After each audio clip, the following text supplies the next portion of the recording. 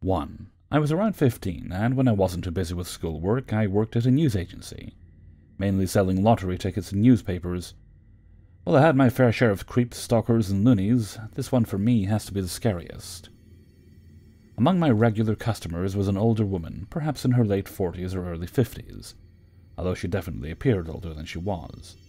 She had scraggly hair that was bleached blonde and wore extremely bright, gaudy makeup.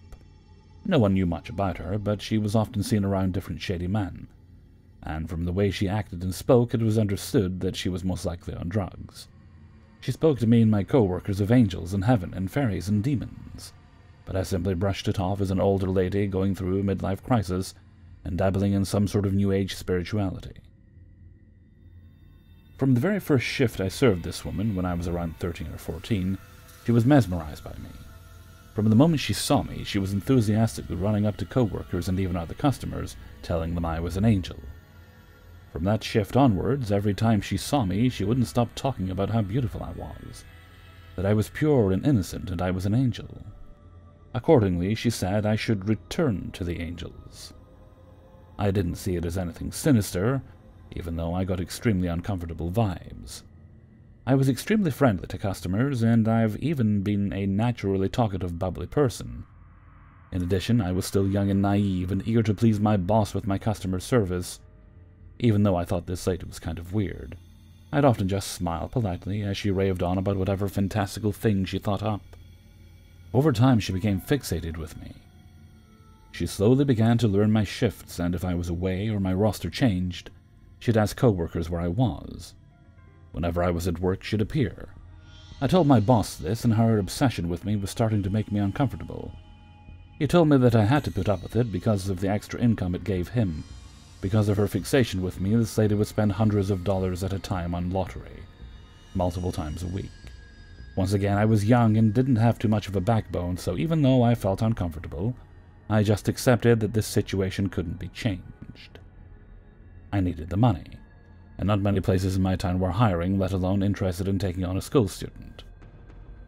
One day, as I was going to the spot I met my parents, they picked me up in a nearby road. This lady appeared seemingly from thin air. I was so startled that I didn't even notice when she grabbed my arm and asked if I'd like to return to the other angels. "They're missing you, darling." I was freaked out, but her words didn't mean much to me, and I simply thought it a strange woman with wacky spiritual beliefs. Luckily that day, an older co-worker walked by, saw this, swiftly yanked me away, and stayed there until my dad arrived. I wish I could say that this was the last time I saw the customer, but it wasn't. Even though I didn't see her waiting for me again, I often felt uncomfortable arriving at work, leaving, and at work itself, as though someone was watching me. This lady kept coming in and spending hundreds of dollars from God knows where. However, unlike when I first started, she didn't come in with a different man each time. She came alone, or with one particular man who I hadn't seen before. I always felt extremely uncomfortable around him, but I couldn't quite put my finger on why. The lady's ravings got even crazier than ever, and in addition to her usual talk about angels, she started trying to get me to follow her places, by claiming the government had tried to poison me just then. And she saw them slip cyanide into my food, or that they infected my toothpaste with something that would kill me, so I had to follow her now. I never did. One time, when I was busy serving other customers, I noticed her in the corner of my eye, lingering around my drink bottle with something I couldn't see clutched in her hand. Needless to say, I moved my drink bottle very quickly and was extremely unnerved. More so than ever. I told my boss everything, but he continued to say virtually that I'd lose my job if I didn't just put up with it, as she brought in a lot of money. This all came to a climax one day at the end of my shift. I just learned how to cash up at the registers and close the shop, which was an exciting responsibility for me and made me feel very accomplished.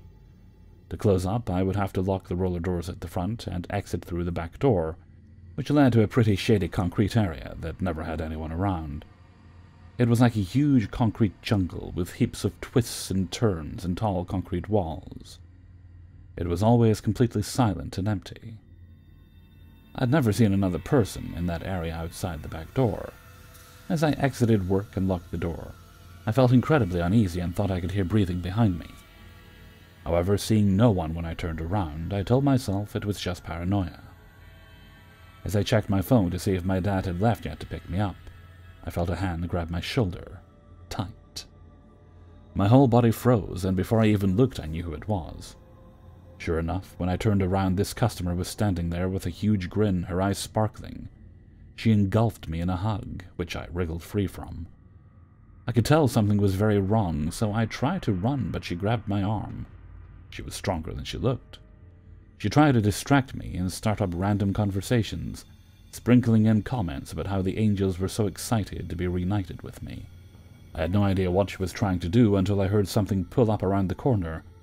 A white van, all its windows blacked out, slowly crept across the gravelly road towards us, and I'll never forget the way the lady's face looked. "Let's go," she said. "The angels have been waiting. You'll be with them again soon." To this day, I have no idea how, but I gained some type of superhuman fight-or-flight strength. I tucked my arm free just as the van was slowing down beside me, and ran. The lady followed, but thankfully her physical strength didn't extend to running. Thankfully, I knew the twists and turns of this area quite well now, so I sprinted through this concrete labyrinth until I reached the pillar I knew to duck behind. I didn't move. I had a metal keychain, which made a lot of noise, so I clutched that in one hand, so it wouldn't jangle as my body shook, and held myself up with my other hand, ready to launch from the ground, and run as soon as I could. I could hear the woman and someone else, a man, I didn't know who, but he sounded like the man I'd seen her with recently, running around, checking crevices and corners, searching for me. After about 15 minutes, they gave up, and I heard the van roll away. After a final check using the van, they didn't know I could see them, but I saw them pretend to leave, then turn it off and wait. I think they thought I'd emerged from hiding, but as I could see what the trap was, I continued to stay still. After what felt like forever, they eventually left. Not knowing if this was another trap set up to coax me out of hiding, I cautiously peered around my corner, unsure if they were gone, and knowing I was unsafe if I stayed or left, I ran. Thankfully, my dad was parked where we'd agreed to meet, and I raced to his car. I got scolded for getting to the car late, then we went home.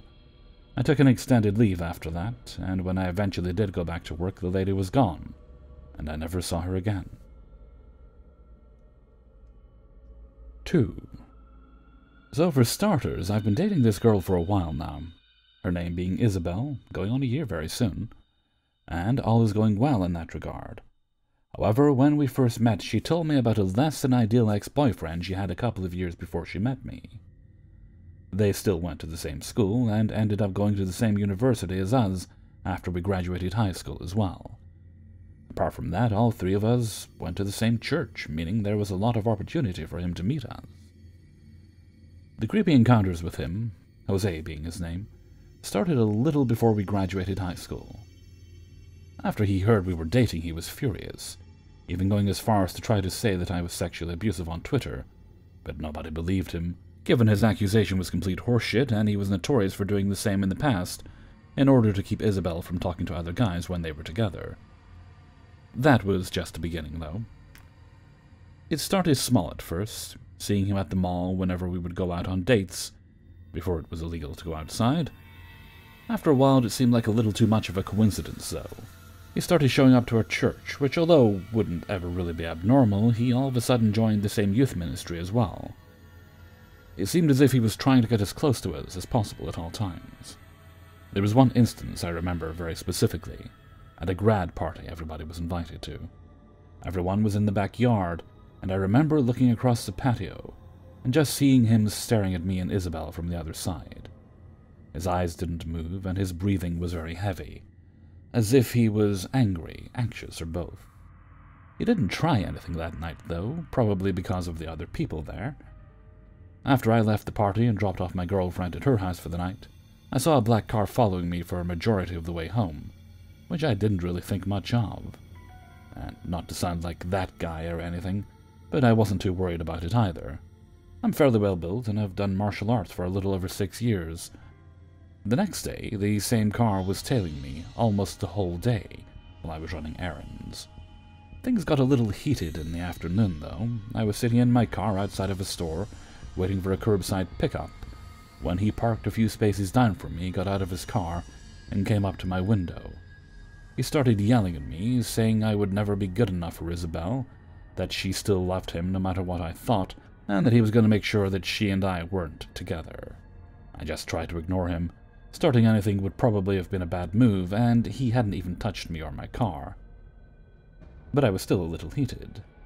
After heading home, it was already pretty late, so I just played video games for a while till I was tired enough to go to sleep. When I was walking back to my room, I saw him from my window, just standing there on the sidewalk looking right at me. The only reason I knew it was him was because of the light from one of the street lamps. My parents had also seen him and asked me to go check it out, since they weren't the youngest people and wouldn't be able to do much other than yell at him to go away.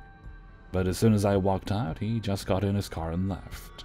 This happened every night for about 3 days straight.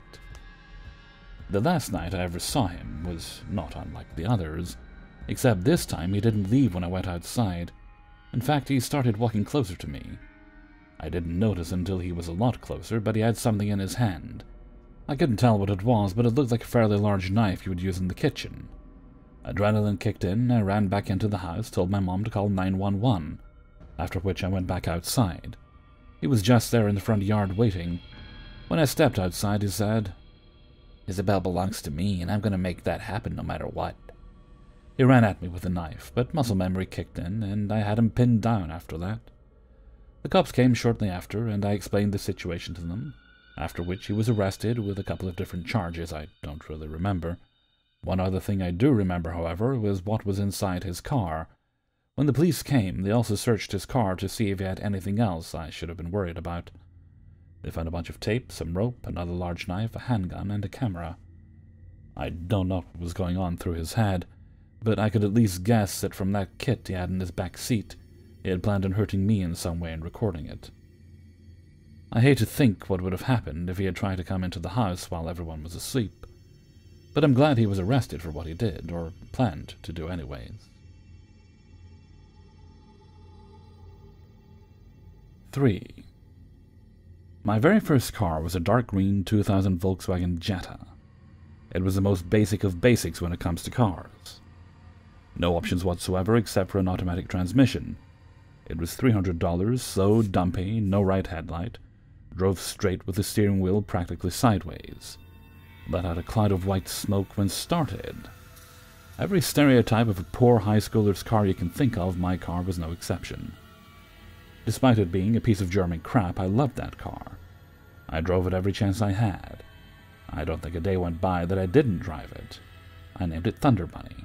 She was my baby, my beautiful green baby. But Volkswagens from that generation, Jettas especially, had a pretty bad flaw in the automatic transmission.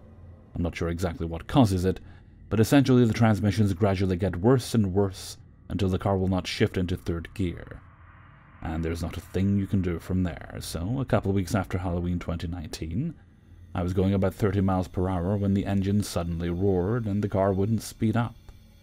I feared the worst, and my fears were justified. My dad, a mechanic, didn't even have hope for my baby. She was gone already. And so, much to my dismay, we started looking for a new car. It only took about a month for us to find her.